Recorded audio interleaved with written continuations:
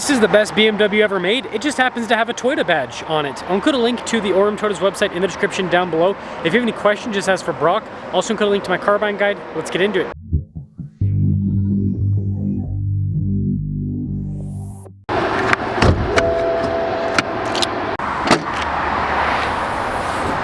Under the hood, we have a turbo 3-liter inline 6 that goes through an 8-speed. You can also get this with a manual though. Fuel economy is 22 around town, 29 on the highway, with power outputs being 382 horsepower and then 368 pound-feet of torque. The more subscribers that I have, the more access I get to cars, so I'd really appreciate it if you'd help out with that. Now this blue paint job is called Stratosphere, and I think it's pretty sharp looking on the Supra. Now the new generation Supra has these now iconic headlights that are just absolutely massive. And then you've got some real vents and some fake vents here on the front end. And I do want to quickly mention, this car just got off the transport truck, so it's still a little bit dirty from that. The wash is completely full, so that's why I wasn't able to rinse it off for you guys. Tire wheel setup is 255 by 35 by 19 up front, and then 275 by 35 by 19 in the rear. And those red brake calipers in the front and the rear definitely contrast the other elements nicely. We've got more fake venting there on the top of the hood, and then we've got these side skirts built in from the factory. And then more items along the side are these blacked out mirror caps, more fake venting, and then we've got the giant gas cap cover. I will say the side profile of this is very sleek, especially this line that kind of wraps down. When it comes to the key fob, it's a modified BMW key fob, so it has your lock-unlock opening for the trunk. You got some pretty cool colors on it, but then they put the Toyota logo there on the back. And popping over to the trunk itself, this is actually a hatchback. Cargo cover built in from the factory, and storage space here in the back is not massive, but you gotta remember, this is a two-door sports car.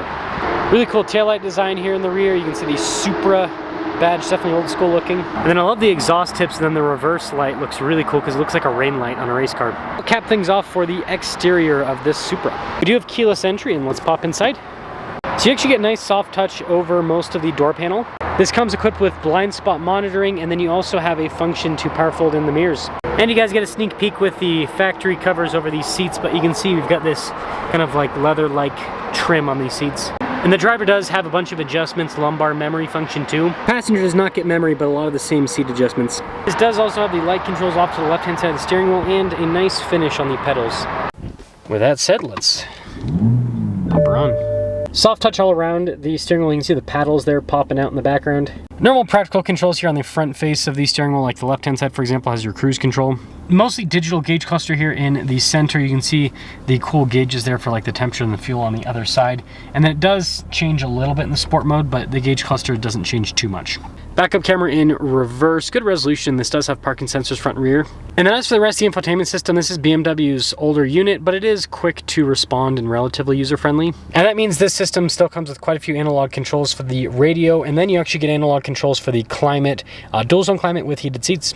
This car is also equipped with a wireless phone charging pad, and you got a little 12-volt USB too. Looks like they changed the shifter head, or at least I think they did. This looks a little bit different compared to before. Let me know if I'm wrong on that. Now I've got analog controls to the infotainment system right next to the shifter, and then you've got your shortcut buttons for like your drive mode, auto stop start, of course the parking brakes in that area, and parking sensors too. And you probably noticed the carbon fiber trim in this area. We've got some cup holders behind that, but no center console really. And then finally we've got a nice finish with the kind of vent design, and then there's more soft touch all across the dash. Now all of this definitely comes at a price. 2026 Supra, this is a premium, $63,055. Let's sum things up.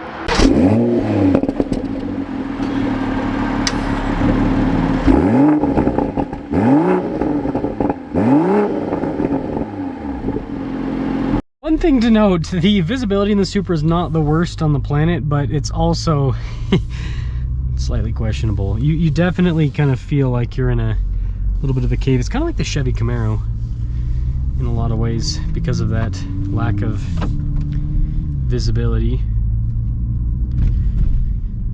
But I actually had one of these for, I don't think it was super long. It was like 6 months roughly. I really enjoyed it. I used to do sports cars on the channel, but it doesn't pan out, doesn't pay the bills, sadly. Like I said, I did enjoy it though. I got mine was an automatic too. You can get the manual now. I had a manual for a week from Toyota, and it was really enjoyable actually. The transmission's still not great because BMW manuals just kind of suck. But you know, with the engine and everything, it's a pretty exciting setup.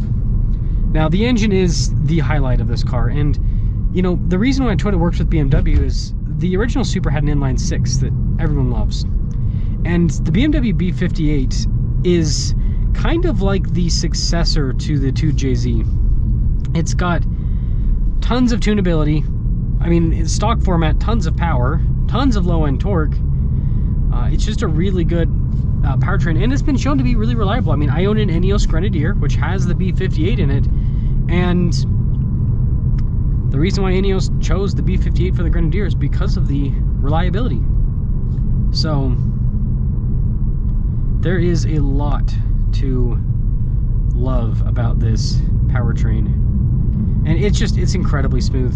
And that's one thing that the Supra has over the competition. You know, some people might compare this to the Z, of course, and then the Porsche Cayman.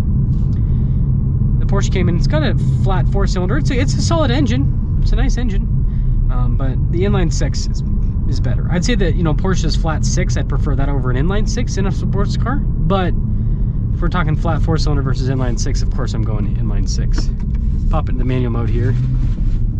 Got little popples out of the exhaust, which is always fun. Now the 8-speed automatic is very quick to shift. Seamless too, but yeah, it's a very sporty feeling transmission. It's got tons of power. And again, the torque, the biggest thing about this for a sports car is just how smooth the transmission is with the gear shifts, and then just razor sharp upshifts, and the power delivery is incredibly smooth. It's such a fun sports car. Like, this is as exciting as a V8 in a lot of ways. It doesn't have the sound of a V8, but it's got the excitement of the V8. Now, to conclude the Supra, because they are getting rid of this from my understanding, at least for the time being. They might bring back another one down the road. We'll see. Time will tell. But this generation of Supra, the biggest benefit that I see to this compared to the previous gen that, you know, was much older, is the daily drivability and the comfort, and then also just the stock power, right? This has more power stock. So, you know, the old one's going to have a lot of character, of course, right? It's Supra. But this, I mean, it just handles better. It's more comfortable to daily drive. And it's more exciting in some ways. I've driven both of them. I think a big reason as to why the older one is so popular is, right, we all know it's Fast and Furious. And so it's, you know, people have that nostalgia and everything. And this isn't quite there, but I think it will be in the future because and also the looks of this. It's a cool looking car. So overall, I think that the newest generation Supra, kind of underrated in some ways. You know, the only downside I think about this is honestly just the manual transmission. You know, the automatic's wonderful, and I think the automatic will actually age relatively well. We'll see. But I mean, I've driven electric cars, and you can't really get, it doesn't get better than electric cars when it comes to acceleration in terms of instant power. And this still feels great. So I think this will age really well. I don't know about the manual. I mean, people want the manual because manual, but I think at the same time, it's just not a great, like, the Toyota did a good job tuning it, but still, it's just, it's not quite there. Let me know your thoughts on the Supra.